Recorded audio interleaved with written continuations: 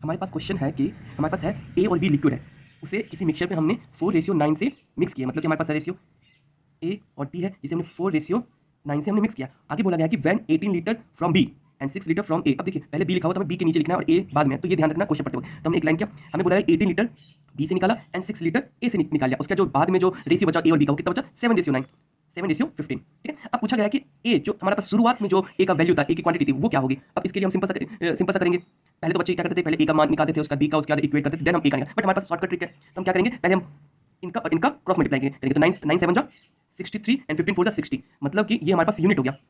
और दूसरा हम इन दोनों का क्रॉस मल्टीप्लाई करेंगे।